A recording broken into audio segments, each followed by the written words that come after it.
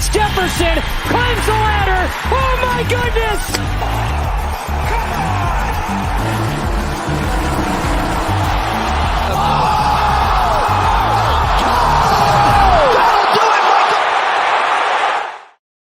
What's going on, everybody? Welcome to another episode of the MMA UFC show here on the Run Pure Sports channel, talking UFC Fight Night 227. I'm Drafted, of course, joined today, as usual, by JSU and Drew Redkachik. Let's throw it to you, Redkachik. Drew, how you doing on this Friday afternoon? Yeah, doing good. Last weekend did not go as hot. I think we were on a lot of good plays, but that the no contest really screwed me. So, yeah, I was well in tune with everything going on. I think that was the only loss on my main lineup, which stunk. So, and that wasn't even a loss. I mean, the dude was winning. So, yeah, that one still kind of stings. So, hopefully we can avoid that this week. That was just a bad break. Good break for I forget who was losing, but bad break for the winner. So, yeah, looking forward to this week. It is a weird card though. With a couple cancellations, it's going to be fun for roster construction, I think. Yeah, 12 fight card, and DFS UFC MMA is it's tough, JSU. Not only do you got to pick the winners, but you got to dodge like fight cancellations, no contest, disqualifications. Like there's a lot of things that can take down a lineup. Obviously, it's hard to get to the top in any GPP, but MMA does provide some extra challenges. JSU, how you doing on this Friday? Yeah, just because you pick the winner of even all the fights, right? Yeah, I mean, you'll have a better chance, obviously, if you pick the winner of all fights. But that doesn't guarantee you have the right six in your lineup, the highest scoring. You don't get the no contest, which I know a lot of people were hurt by because a bunch were on Imavov. And that was unfortunate. I mean, that was a really bad headbutt. Like, he did, come in, hit him. And Curtis was saying, I can't see. Give me I can't see. And clearly it was pretty bad. It was in a bad spot too. Even if he went off, it would have been over really fast because it was already kind of close to being over, which was the unfortunate part because Imavov was really tuning him up. But yeah, that stuff happens in MMA. The late cancellations though are definitely the worst, for sure. There's nothing worse than drawing dead after everything locks, right when it starts, and you just know it. So that's the worst. But the card last week, it was really good. I mean, besides, I got the winner of the co-main event wrong with me being on Dariush, and obviously Oliveira rolled. But outside of that, really, I think we picked a lot of really good winners on this show. I mean, my favorite dog was Jasmine. And she rolled. She was on the optimal. She was 6,900 on FanDuel. She was by far the cheapest. I think she was the cheapest fighter at $9 or $7, whatever she was. And she was in my core on FanDuel. I mean, she was obviously looking back on it on the optimal cheapest fighters. Largest dog I think on the card at plus 275, and she was my favorite. I picked her to win. If you go to the playbook, we kind of revamped the playbook. Change it up, and you've got me, DC, Big T, K Falik, Bobby. We're all in there, and we pick all the fights, whether they finish inside the distance or by decision, and we just put the fighter in either inside the distance or by decision. We pick every single fight, which I thought was pretty cool. And I didn't hear that many people. I'm not even just talking about Run Pure Sports, but there wasn't a lot of love for Jasmine. I think we were high on Urseg too, another dog. Mm-hmm. I said Dvorak sucked. And I was pretty happy with some of the dogs we picked on this show. So can't get them all right, but when you actually try and pick the winner of every single fight, it's not easy, and you're going to get some wrong. I got the Oliveira fight wrong. I was owned by some my guy Dwayne. Shout out my guy Dwayne in chat. I think J Ruff was on Oliveira too. I'm happy those guys. It helped them, I think, win. And hopefully we'll get this one right here tonight.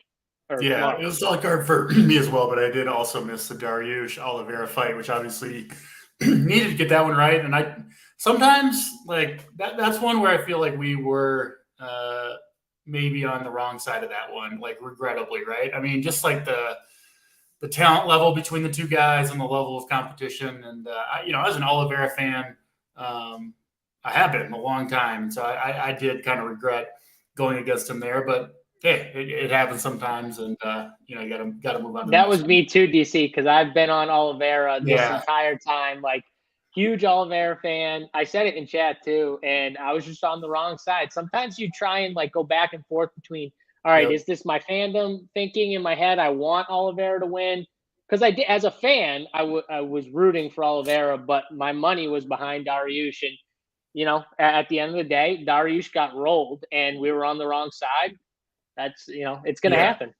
yeah. It is funny though, because like other sports, like you can be on the wrong side of a game, and like it could go either way. That one we just purely got it wrong. Like there's just Oh, no question about it, right? my bad, Matty Ice. Were you on Charles Oliveira too? I couldn't remember. There was actually a bunch of you guys in chat that were on Charles Oliveira. So Yeah. my bad. Matty Ice was on Charles Oliveira too. Shout out my guy Matty Ice, always in chat. Love Matty Ice. That was certainly the right call. We'll move on to this card, though. Like we said, 12 fights with the 2 cancellations. We do start in the men's division. Modestas Bukauskas sitting around -200 against Zach Pauga. We'll go to you first on this one, Drew. What do you see between these 2 fighters? I am here. All right. Who was the first? Who was the last fighter's name? And I'll pull up the fight. Sorry. Bukauskas and Zach Pauga. Oh God. Okay, I got you. Fight number 6 per DK. But all right, here we go. Did they change it around? They've got it listed as 12. No. No. It's listed that way because of the way the pricing comes in for Gotcha. my DK scrape. Yeah, I think pretty low on fight. Honestly, I got them both around 16%. Obviously, Bukauskas as the money line favorite. Inside the distance number is actually decent at 9K. There's not too many great targets in the mid range, so I'm fine going there. I think he is one of the better targets at 9K, especially with roster construction, at least for me. I don't think Pauga is really that bad of a play. I don't know the technicality stuff, but as far as like at 7,200 for him, he grades out extremely well, being 16% owned. So I'll probably have a good share of Bukauskas. Probably match the field or over the field 20%. And I'll probably have a little bit of Pauga, so I will not X him out at 7,200, actually. Yeah, makes sense. Let's start to you, JSU. Light heavyweight fight here between Bukauskas and Pauga. Not a ton of history for Pauga, especially for a fighter in his mid-30s, only 7-1 professional record. Both of you guys coming off a win. What do you see between these 2?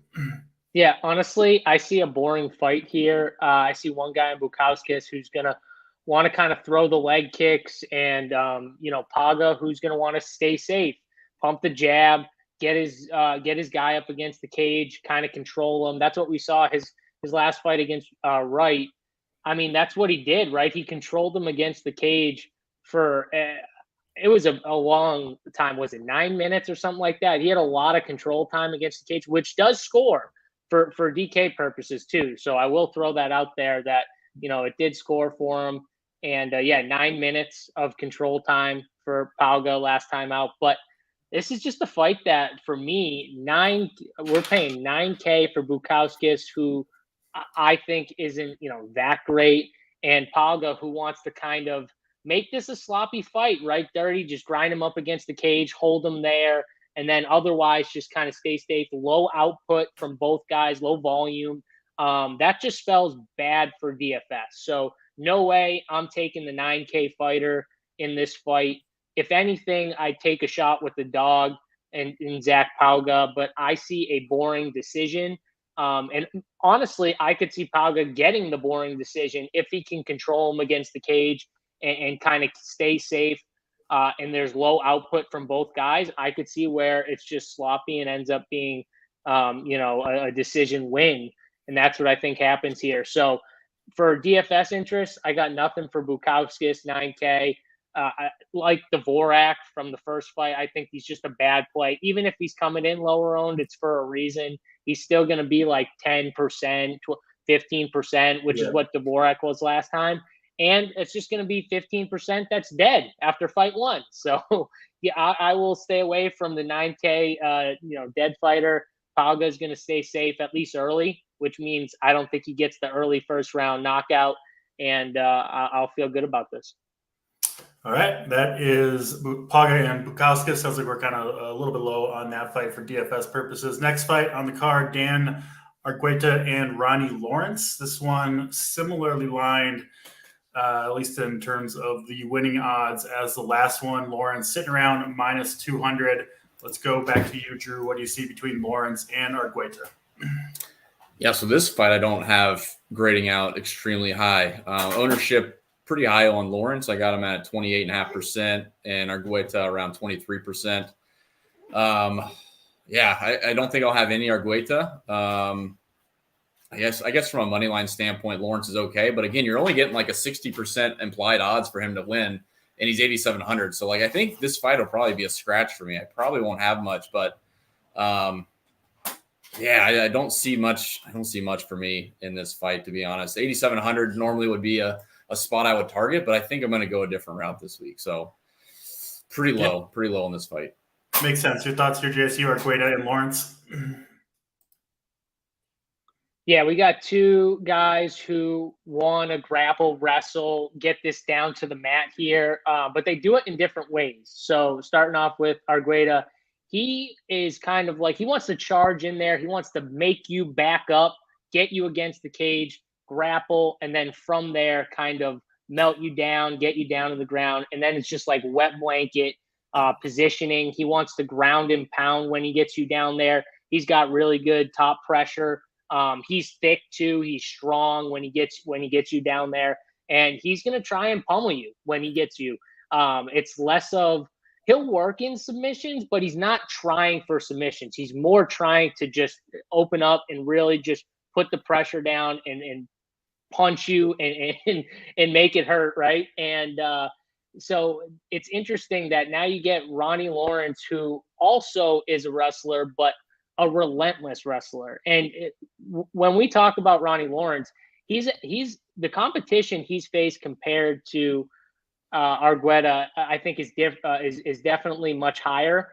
And this guy's just going to keep trying to get him down to the mat, but he's going to use his striking to kind of set up the level changes, which is different from how Argueta wants to get you. He just wants to pressure you, make you backpedal, get you against the cage, where Ronnie Lawrence will throw to set up the takedowns. And I just think he's better. And I think he's better in every aspect, from wrestling. I think he's the better striker. Argueta also, after that first round last fight, he lost some steam, honestly. He wrestled on the mat for 5 minutes in round one. And then when they stood up for round two, you could tell he had like nothing in his punches, but he can wrestle for 10, 15. So he needed to get the fight back to the ground. He did. But like against Ronnie Lawrence, what's going to happen when his back's on the mat and Ronnie's on top of him? That's a completely different thing from you wrestling 5 minutes where you're just taking the back of your opponent and laying the wood, punching them in the face. So I think Ronnie's going to have a ton of success. His takedown accuracy is really high right now. It's at like just 75%. So give me Ronnie Lawrence here. For DFS, I think this is a good fight for DFS. You could see a lot of those reversals too with both guys who want to get it to the mat. I think you could see a lot of reversals, and on DK, that scores nicely as well. So I'm taking Ronnie Lawrence here by decision, which is, I think, what we want, because Ronnie is one of those takedown wrestlers who allows their opponent to get back up after a little time. He doesn't do a good job holding them down for long, DC, but for DFS, that's what we want, right? Then we want him to pull him back down, get another takedown, and he'll just keep getting them back down, and it scores really well for DFS. So I think that Ronnie's the play in DFS. I think you can have a little of both, though, if you're like 150ing, but I'm going to be heavier on Ronnie, and I'm picking Ronnie by decision. Yeah, I like it. And those takedowns, if you can get multiple takedowns in a round in a fight, you're usually going to score pretty well if you can come out with the victory. Next fight on the card, we do go to the women's division. Two younger fighters with not too much UFC experience here. It is Teresa Bleda, who is minus 230 or so over Gabriela Fernandez. Bleda has just 2 UFC fights, and she's just 22 years old, one of the younger fighters on the UFC roster, which I think makes her somewhat interesting and a pretty decent favorite here. Drew, let's go back to you, Bleda and Fernandez. What do you see? Yeah, I actually I like this fight. 9,500 for a female fighter is tough to get to, but as far as like leverage goes, this would be a fight to target. I think Gabriella is actually really interesting too. 6,700, she's basically min price, and she's got about a 35% implied chance to win the actual fight. So like a 1 in 3 chance to win at 6,700, I do not mind. Both of these grade out pretty well. I mean, they're both going to be sub 20% owned. 9,500 for Therese, I probably can't get to, but I don't hate it. But I think Gabriella will probably be someone I'll be overweight on. And at 6,700, she would probably fit a lot of lineups if I want to pay up for Arman this week, which I don't know if I'm going to a ton, but I actually like her as a dog. That's probably my favorite cheap one there. Yeah, a $6,700 dog, if she gets the job done, probably going to or a good chance at least to end up on the winning lineup. I mean, it's pretty tight. I mean, we don't see that very much. Like a 63% split as far as implied win for the favorite and the underdog being that far apart in price. It's usually like, 8,500, 7,500, something like that. But yeah, it's a weird card because there's really just one big favorite, and then the rest are really pretty close, I think, in that mid range. Yeah, there is that one fight that certainly stands out. JSU, what are your thoughts on these two? I think Teresa's kind of interesting. She did do some wrestling in her last fight, which I'm wondering if she could use that here and potentially score pretty well. I think I have more interest in Teresa than maybe Drew does. What are your thoughts on these two? Yeah, so Fernandez, one of the reasons is I think Fernandez is a little bit of the better striker here if she can stay and keep it on the feet. But the problem is Fernandez's last fight was against Jasmine Jasdavicius, who we just saw beat Miranda Maverick, obviously an underdog. And Jasmine in that fight, that fight at decision right there. I think Fernandez, though, I'm sorry, Bleda. I'm thinking of Bleda here. Bleda had to fight Natalia Silva. Natalia Silva, a really good striker. She got that spinning kick right to the chest, then pump face, knocked her down, knocked her out. But Bleda is a grappler. She's a wrestler. I think once you get Fernandez on the back, she struggles to get up, and that's the problem here. And if she can't get up, which she showed she can't get up, then I don't see how Bleda has an issue with keeping her down. So for me, I don't know. I think Bleda has to be a really good target for DFS because I could see her just holding her down there for long periods of time and just kind of like melting on her, getting all that control time. And she's just almost like willing to stay there. Like she just doesn't know what to do when she gets down there. So for me, I'm on Bleda. I wish I want to take a dog here, but she's just not going to be the dog that I think for DFS is going to score because I think she's just going to get controlled for 15 minutes here. And I think Bleda is going to win here by decision. But she will put some nasty like ground and pound. She can ground and pound. She's not going to just stay there and control Fernandez either. She's going to actually put some damage on her too. So she could win this inside the distance. I think it goes to decision, but either way, I think Bleda wins. Yeah, I'm with you. I like Bleda quite a bit here, even at the elevated price tag. Matty Ice has ban fight chicks trending in the chat, by the way. I just wanted to let you know. Yeah. I think he was throwing that for you. So yeah, I'll probably regret getting in on this fight, but I do like Blade a little bit. I actually don't mind either side though, because that $6,700 dog money, like Drew mentioned, I think is reasonable too. So I'll have definitely have some exposure to this one, no question about it. We'll keep it moving. Next fight on the card: Carlos Hernandez and Dennis Bondar. It is Bondar. Very moderate favorite here, sitting around -125 to -130, depending where you look. Let's throw it over to you, Drew. What do you see between Bondar and Hernandez? You're muted, Drew. Got the mute. Man, we're gonna have a day. So Bondar being the favorite and the lower priced is definitely going to get some more ownership. I got him around 28%. Approaching 33%, to be honest. He's definitely going to get juiced up a bit.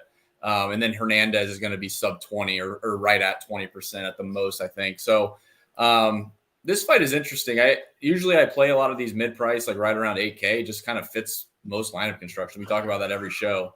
I don't really have a strong lean either way. I think both are. I think honestly, you could probably match the field. Obviously, having a cheaper guy that's the money line favorite makes a lot of sense. But there's not really a ton of value on paying up for $8,300 Carlos Hernandez, in my opinion. So I'm fine. I'm fine with playing a little bit of both of these guys. I'm fine with just playing Bondar. I don't see like you're really like screwing yourself if you do play Bondar here. Yeah, from that an makes ownership sense. perspective. Yeah, I mean, just kind of got to fit it in with a small card. For sure. Yeah. Hernandez coming off a really quick sub loss to Nascimento in his last fight. JSU, how do you see this one going down between Bondar and Hernandez? Yeah, Bondar's last fight was against Malcolm Gordon. And I don't know if you remember it, DC. It was a while ago. It was back in 2022.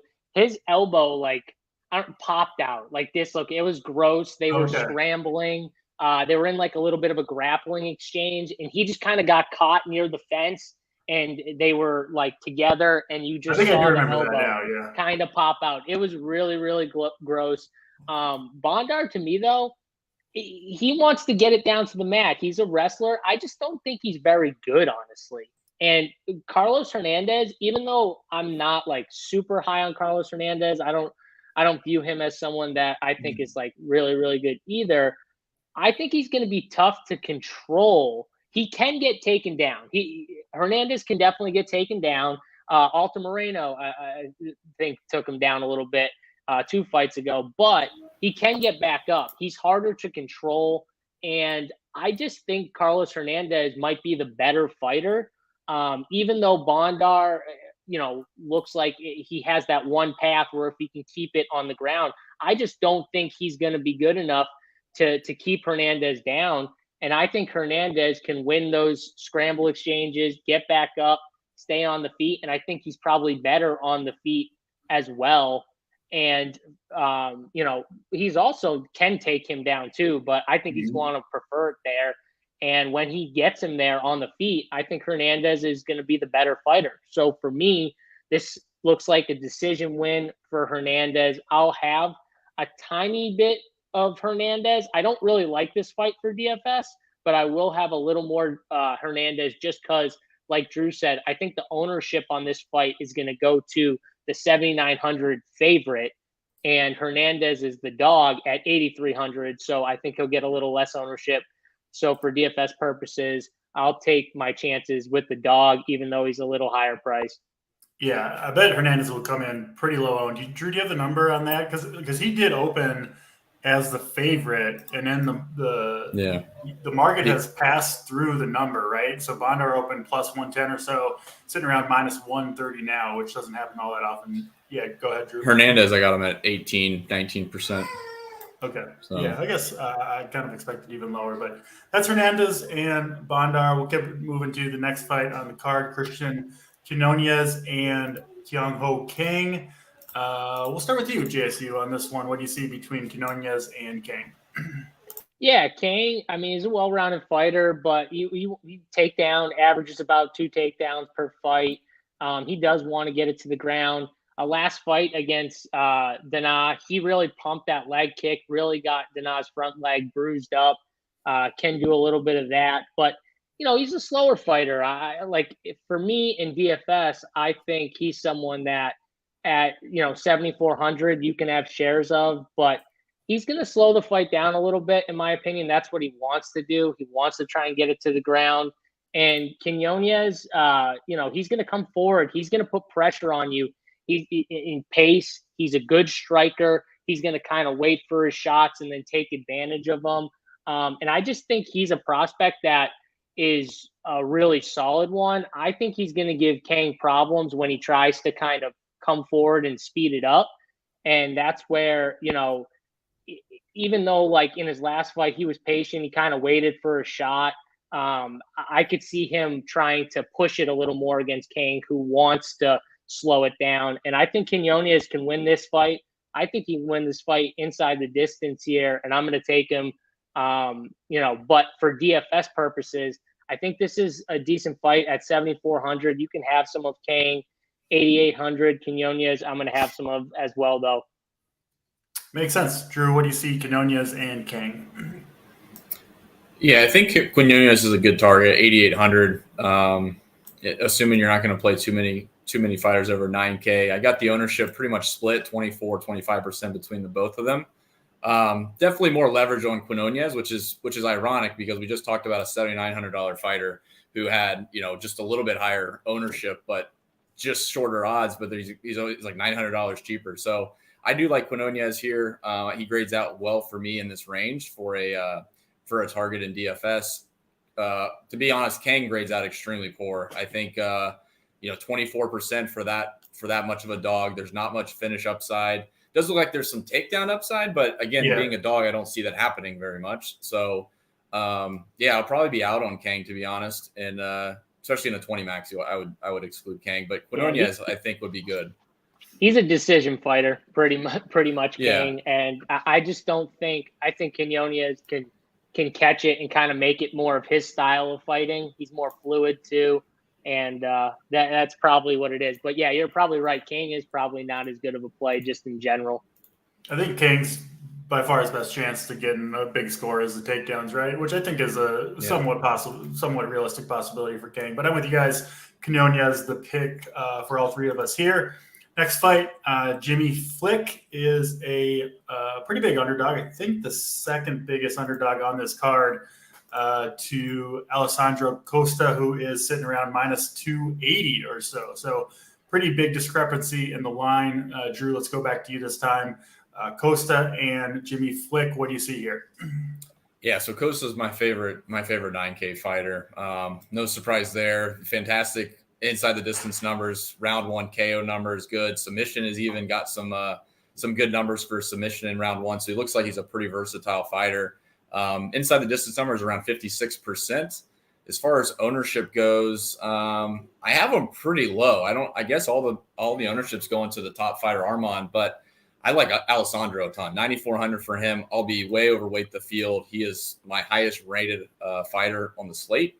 And as far as Jimmy Flick, I honestly, if I was playing 150, I wouldn't exclude him, but he wouldn't be in my 20 max. He's not like the worst thing. Like I said, 30% implied odds to win for a $6,800 fighter could do the work. But honestly, Costa has so much upside. I mean, there's nothing bad I can say about it considering the price and how I'm building lineup. So yeah, Alessandro Costa is my favorite fighter on the slate, to be honest. Yeah, it makes sense. This fight, JSU, pretty heavy favorite to finish inside the distance. In terms of the KO submission stuff, so Costa, the best line you can get on him to win by KO is plus 120. So obviously, bookmakers think that's a realistic possibility. I did find the Jimmy Flick wins by submission at only plus 400, which is considering it's like a plus 250 dog. That's kind of interesting in and of itself. Your thoughts here on this fight? Yeah, I mean, if he wins, that's how he wins, by submission.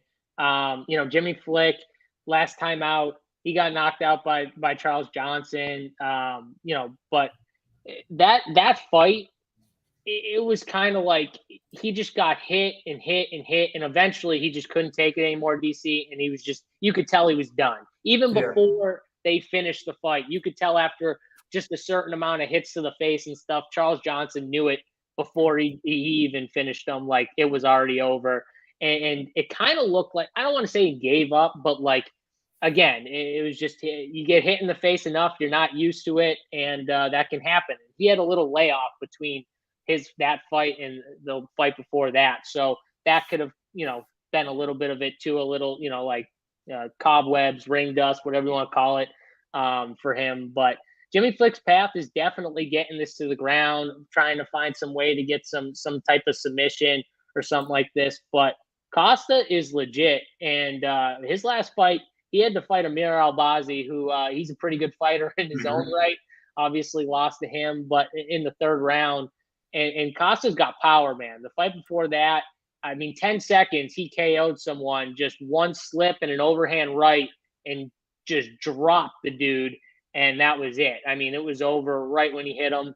And I could see round 1, he just hits him with that power and doesn't stop. And when you look at Costa, he's a fit, big, strong guy. He looks all of it too. And when he hits you, he's got power. So, He could obviously get a submission too, but I think this is a KO. I could see it in round 1 too, especially with the durability, concerns with Jimmy Flick. So I'm going to go with Costa in round 1 and by KO, because I think I think he knocks him down and then just pummels him until he's out, or just one punch KO.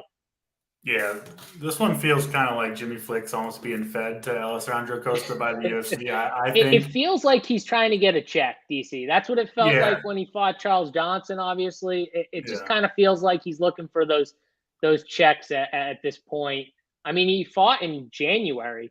That fight with Johnson was in January. He's coming back again. And his fight before that was back in 2020. So there was like a 3-4 year layoff, and then now he's going to fight in what, like a 5-6 month span? Like, that's after getting KO'd. I don't know. Yeah, seems like the writing's on the wall a little bit. This one, 3 for 3 on Costa over Flick, and maybe a potentially quick fight. I think we'll all be hoping for early Costa knockout there. Next fight on the card, Manuel Torres and Nicolas Mata. It is Torres sitting around -180 to -190. Last card before we get to the actually, no. Are you skipping the Dolby fight? No, yeah, I skipped one, didn't I? Yeah. My bad. It's okay. We'll go back to it. we'll get to Torres and Mata in a second, but yeah, you're right. Nicholas Dolby and Salikhov is the next fight to talk about. Drew, let's start with you on this one. It is actually, I don't think Best Fight Odds has the numbers up here, so I'll look those up. But yeah, Dolby and Salikhov, what do you see here, Drew? Before I go on mute, I got to chase you. Before I spoke, I had to make sure. I saw the corner of my eye. Man, it's such a weird card. It's basically like a 60-40 split for Muslim Salikhov, and he's $9,200. Like I said, I mean, the big favorites are just going to be just huge exposures for me. So, so I got ownership right around 20% for Salikhov, 16% for Dolby. Kind of makes sense, right? I mean, it's not a great favorite for $9,200. I could see people avoiding it. But for that reason, if you're playing, 20 max or 150 entries, I do like Salikhov as some decent leverage if he does get a win. And even like the fight we just talked about, Alessandro, I think is what it was. Like his implied odds were 70%, and he had like 55% chance to finish. Like it still wasn't like a huge money line number.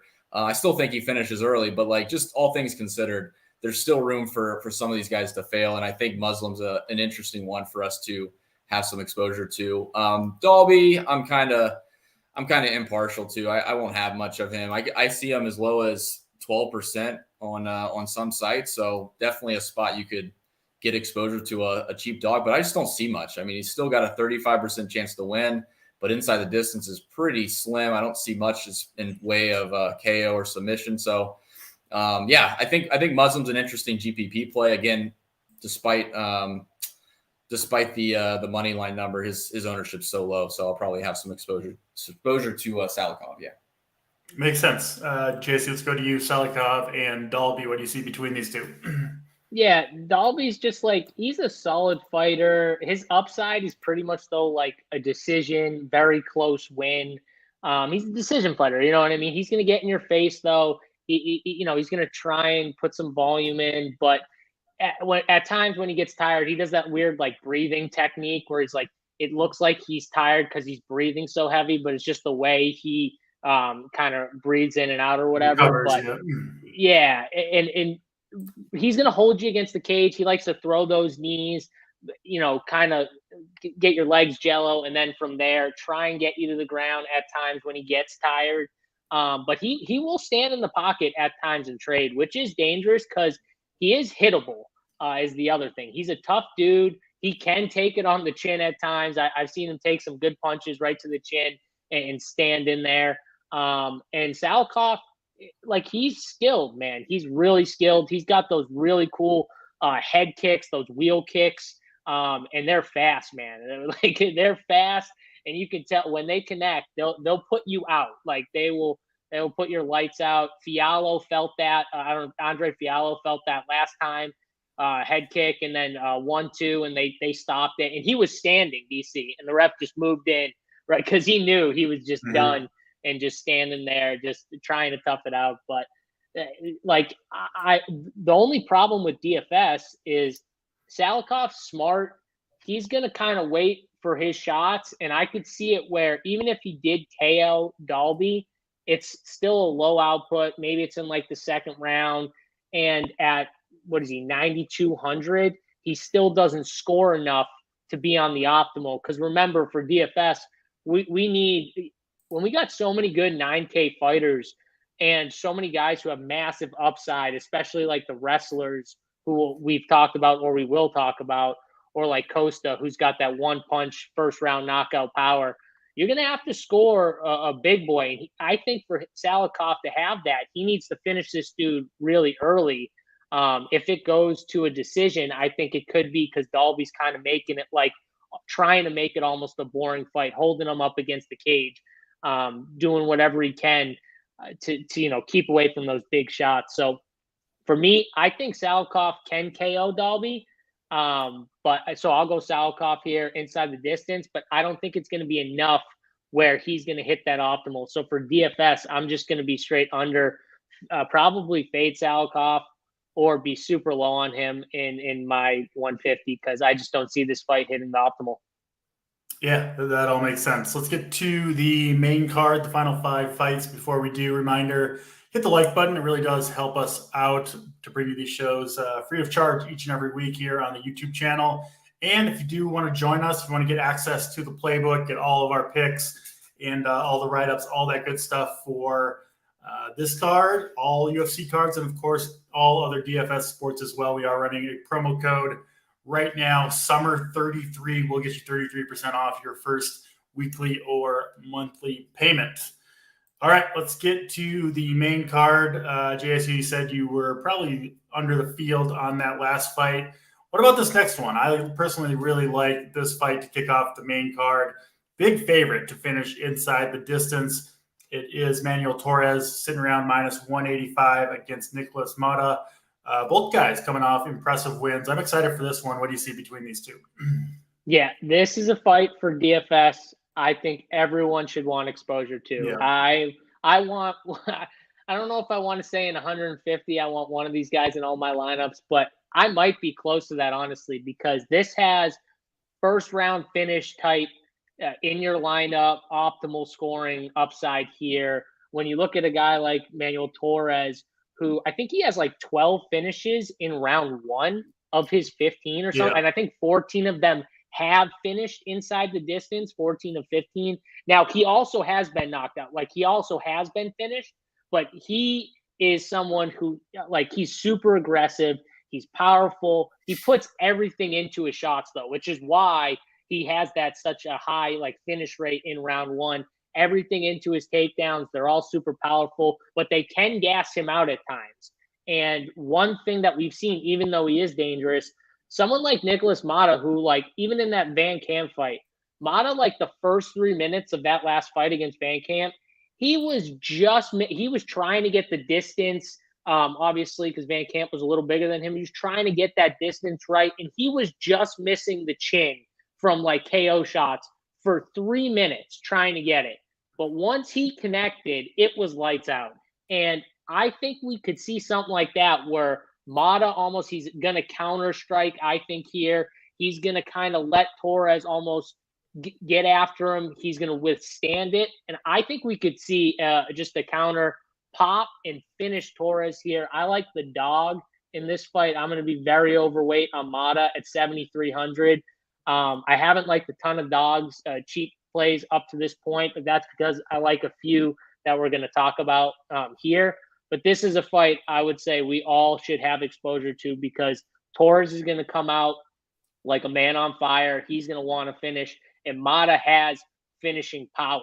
He's got the power to put your lights out when you're coming full steam, and he can catch you. So yeah. I think he does catch him, but at 7,300, if he knocks him out in round 1 or round 2, DC, he's optimal, man. He's probably going to be optimal here. So I'm going to be way more overweight on Mata. I'm going to pick Mata to win inside the distance as well.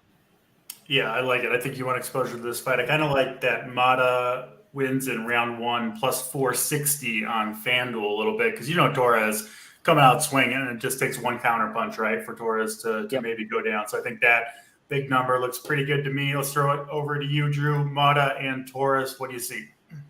Yeah, I think you definitely want to have exposure to this fight. It's like a 95% chance of finishing inside the distance, and I think it's like 85% to finish inside of round two. So it should be a fast-paced fight. Looks like both guys will stay on their feet and throw some punches. So I like both Torres and Mata. I'll be overweight on both. It doesn't take as much to be overweight on Mata. I got him about 30% owned for Torres and 20% for Mata. But yeah, I'm with JSU. I want to have a good bit of exposure to Mata as a dog, because I mean, like, his numbers are really strange. Like, his finish numbers are as good as his money line numbers. So yeah, I like the Mata side there. I'll have some Torres as well at 8,900, because like I said, I think this fight finishes within round two. And yeah, it's a fight you probably don't even need to set a group to, as the scoring should be so good. But yeah, you want exposure to both of these fighters in your lineups. Yeah, absolutely agree. Get some exposure to that Mata Torres fight. Seems like it will come through for you one way or the other. Next fight on the card, Pat Sabatini sitting around minus 200 against Lucas Almeida. Let's go right back to you, Drew. Sabatini, Almeida. I don't think this one's quite as interesting, but still certainly a fight to consider for your lineups. What do you see between these two? It's an interesting fight. With Almeida at 7,100, he actually is, so far, he's higher owned than who did we just talk about? Mata, or who was the last fight?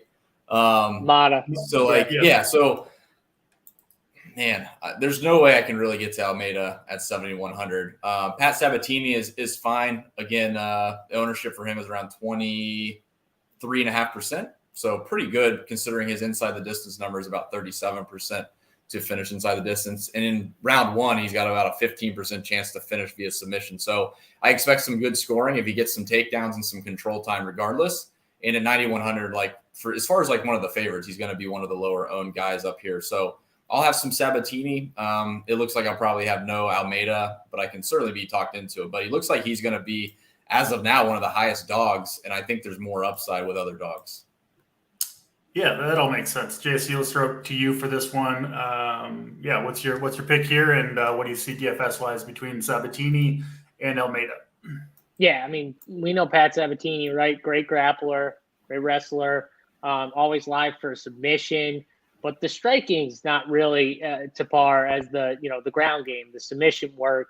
I mean, he does average 4 takedowns per fight. Last fight against Damon Jackson, just got charged in and dropped. It can happen to him. And Lucas Almeida is someone he's a powerful striker. He's going to move forward, looking for the finish. I kind of like Almeida here. I think Almeida, if he can get this fight to stay on the feet, Pat Sabatini's got nothing on the feet. And I think Almeida could actually finish him if that's the case, because he's got the power. He's 7,100, and we need dogs on this card, man. We can't just take all the favorites. I will say, though, for DFS, Sabatini has the upside to score well with takedowns, with control time and stuff like that. And you'll see in the fights where he does score well, he's got 5-6 takedowns. He's got 8 to 12 minutes of control time. That's how Pat Sabatini is going to score, because the significant strikes are going to be very low. That's the one thing with Pat Sabatini. So for me, 9,100 Sabatini. I like other 9K guys a little bit more. Wouldn't nix him out of your player pool if you were playing 150, because he does have that takedown upside. But I'm going to be much more exposed to Almeida at 7,100, and I'll take him to get this to get the job done inside the distance here. Very good. Let's get to the next fight on the card. It is Christian Duncan and Armen Petrosyan. Duncan coming in around minus 150 or so, just his second UFC fight. So interesting that he's all the way up here on the main card. Drew, let's go back to you between Petrosyan and Leroy Duncan. What do you see?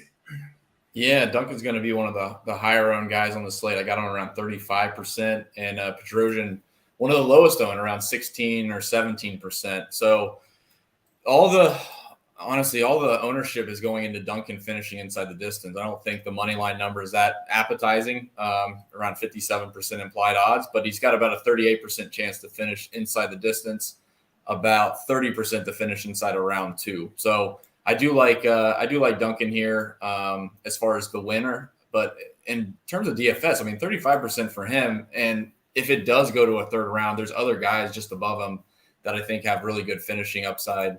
I don't know. It seems like a tough one for me to get to at 8,600. 35% is just a huge chunk. Obviously, you need winners to do well, but I don't see any reason. You just probably match the field and you'd be fine. But like I said, even matching the field, that'd be like a 30-year lineup. So I'll probably be underweight on this fight. And then as far as Petrosyan goes, he would be fine, honestly, as a dog. If you need to fit him in at 7,600, there's upside below him, but honestly, at the ownership being so low, I don't mind Petrosyan he's going to be 15% owned. Probably a sprinkle here and there is not the worst thing this week. Yeah, my problem with Petrosyan for GFS, even if he pulls out the win, it's kind of like that parlay that you got to win that we talked about. He's got to get the win, and he's got to fit, score in a way that really he hasn't. I mean, and even in his 2 wins in the UFC, he scored 81, 77. I don't think he's even attempted a takedown in his 3 fights. So, he's going to be standing. Just kind of a tough road, I think, for Petrosyan, GSU. But Duncan, on the other hand, he's got some hype behind him. Anytime a fighter's undefeated, which Duncan is, you're going to see that coming off a quick first-round knockout in his UFC debut. I guess you can see why people are excited about Duncan. Your thoughts here, GSU? Yeah, so Duncan actually, we have another fight where it unfortunately ended because Todorovic, he blew out his knee in a little scramble. Yeah. So, I mean, honestly, Duncan was probably going to win that. He probably would have won the fight anyways, but it was early. It was just a kind of freak accident. You can tell they were scrambling and, blew out the knee or ACL. I don't know which, but yeah, whatever. Either way, that was the end of that fight. So now Duncan gets Armen Petrosyan. You guys said it. He's a kickboxer, man. He's going to stand. He does not want to go to the ground. He can be taken down, but he's got a really good get-up game. So, like, if he gets taken down, he usually gets back up pretty quickly. He's really good at keeping things standing, staying on the feet. And one thing about Armen is he'll make this, if this thing goes to the cards, he's going to pump out enough volume to at least have a chance in a decision. The problem is Duncan, he's got weight. He definitely has more power than Armen. Armen's a decision fighter. He's going to pump that leg kick, jab. He's going to really try and just, he doesn't have as much power as Duncan for sure. So I think if this did finish inside the distance, Duncan probably won this fight. I don't see Petrosyan finishing this inside the distance. The only way I see him winning is if it goes to the scorecards, which I do think is a possibility.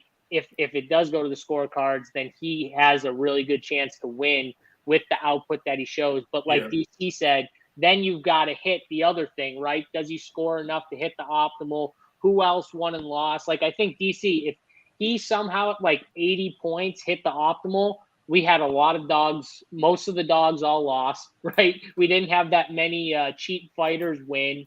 And somehow he makes it on there, which I don't see happening. I don't think he's going to be 15% owned. I mean, I don't think he's got a 15% chance to get the optimal Petrosyan. No, yeah. I don't either. And again, Duncan's probably the better fighter, but he's gonna, he's a fluent guy. He's gonna be a little more patient, I think, and not try and get sucked into what Armen wants to do. So for me, I'm gonna go decision here. I got a really tough fight because I think Duncan is the better overall fighter. I just think Armen might fight smarter and somehow pull out a decision victory. Is Duncan going to wrestle? Do you think Duncan tries to wrestle? He could try and wrestle. The problem is Armen's really good at getting back to his feet very quickly. That's like what he's known for this too. Is just he's getting back up. A big score for Duncan if he can put him on his back and he gets back up and he does it again. I think so. It could be, but Armen's pretty good at like getting right up. So who knows like how they score him and stuff. But I mean Duncan too. You'll see him. He's gonna power. He's gonna flying knees. Like he's definitely a good prospect here. Serious prospect. Absolutely. Let's get to the co-main event, second to last fight. Arman Sarukian, huge favorite here, minus 1,100 to minus 1,500, depending where you look, against Joaquim Silva. And this is really the only fight on the card above minus 300. Most of these sitting in that, pick them to minus 200 range. So obviously, Drew, this one does stand out from a DFS perspective. 9,800 though for Sarukian. They certainly priced it in with the massive favorite that he is. In terms of finishing, it is expected obviously to finish inside the distance. Pretty big favorite. So, Drew, let's go to you. Sarukian, free, square, or not for DFS? I don't know, man. On this type of card with all the middling favorites, I guess in the mid range, I have a tough time getting too excited or overweight. I mean, everyone below him in the 9K range is half his ownership. So you're basically getting a huge discount on ownership just based on the implied odds. And he could still win, but you could do some more things, I guess, if you just save like $800 or $600. And then the mid range, you could do some, it just restructures your entire lineup. So I just kind of tinkered with it. And I'll talk about the ownership here in a second. I played Arman and Bukauskas, I guess, at 9K. And you're left with 7,800 remaining. So if you throw in another 8K fighter, you're basically littering the last three spots with low 7K fighters. So not a huge fan of paying up in this spot, but he does grade out well. I got the ownership around 50%. That's probably what it shakes out to. Silva, I don't even know if it's worth discussing at this point. I think that's the lowest price fighter I've ever seen. And I got him at 5%. I was going to say, I think this is the lowest and highest price I've ever seen. I know we've never gotten to. I'm pretty sure it is. Okay. I know we never got to 10K, and I don't think I've seen 9,800 either. So pretty crazy. Yeah. How has Nunez never been 9,800? He's got to be 9,700 at one point. Maybe just not reach 9,800. It's a pretty huge discrepancy. He could have been 10K. This would be a spot where they could have priced him 10K, and it would have made a lot of sense. But yeah, I mean, he grades out well, obviously. 90% chance to win, 80% chance to win inside the distance. He's basically going to win 50% of the time inside of round one. So across the board, obviously, the scoring looks remarkable. It's just really about a lineup construction for me. And I have a tough time building a ton with him at a 50% clip. So I'll probably be slightly underweight the field and try to do what I can with the dogs and be really strict on my dog exposure. But yeah, he does grade out well, even at his ownership. I have him as a leverage spot, but again, from a lineup construction standpoint, it doesn't really matter if you don't get the other five pieces right. And I just think if you want more exposure to favorites, you can't play Arman on this slate, especially in single entry or something. So for me, it'll be probably match the field at best for Arman. I won't have any Silva. I won't even mess with it at 6,400. It doesn't make any sense, to be honest. I mean, what are you paying up for? Or what are you leaving salary for at 6,400? I wouldn't go with Silva here at 6,400 personally. I do think Sarukian's interesting, JSU. Obviously, when you get minus 1,500, whatever this is, it becomes just a game theory question for DFS, right? Obviously, no one's really in earnest picking the dog to win this fight. I will say though, Sarukian could potentially, depending on how the other fights go, put up a big score and still not get to the optimal, right? If kind of favorites carry the day, could be one of those cards. So his price point, listen, he's still going to be 50% owned. So you could argue the price point still isn't high enough, right? Because ideally you kind of want that to come down. But anyway, your thoughts here, Sarukian and Silva. And that's the way, if you're fading Arman, I guess that's the way you have to look at it for DFS purposes, right? There are ways where he puts up a solid score, but it's still not enough maybe to catch the other 9K guys. Somehow the 9K guys just edge them out.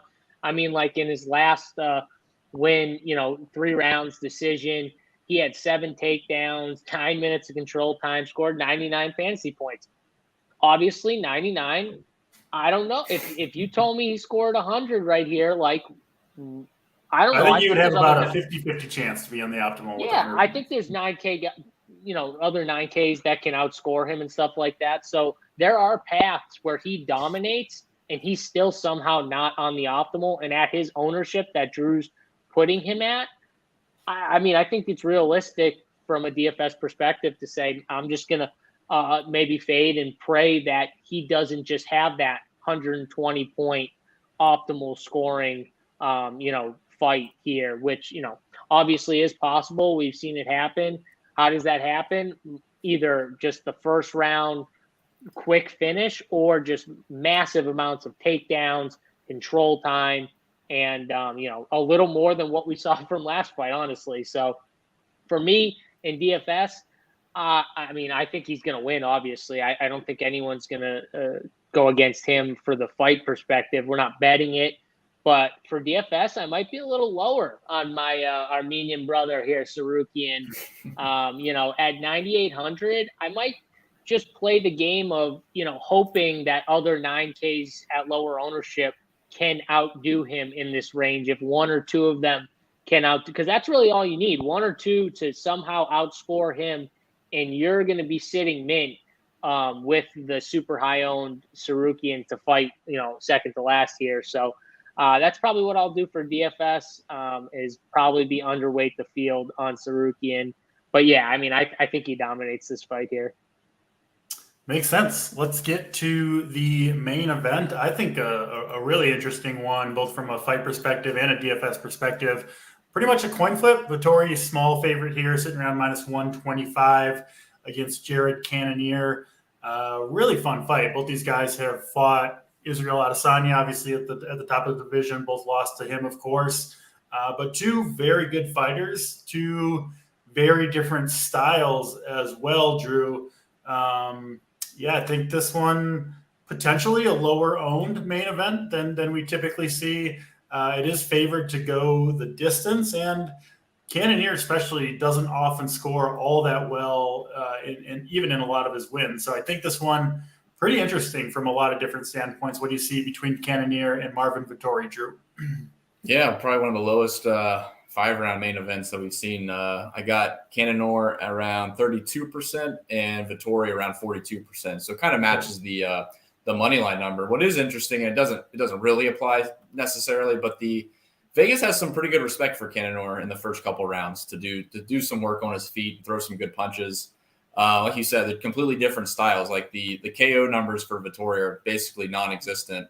It's all on Cannonier's side, and then there's some submission risk, I guess, for Vittori. But I think at the ownership, Cannonier would be an interesting one. I'm not sure I'll have a ton of exposure to this fight, to be honest. Like the last fight of the night, I think I could get some bigger scores from some guys right above him, and probably, honestly, if you exclude Arman and you exclude this fight, that's like 1/6 of the field in total. So I really do like kind of avoiding Vittori, I guess. And Cannonier is interesting. For him to be that low owned for a main card at 8,200, he's still got a pretty decent chance to win, and he's got a relatively decent chance to finish inside the distance if he gets a KO. So I'm kind of impartial to Vittori, but I think Cannonier I'll probably have more exposure to, at least over the field.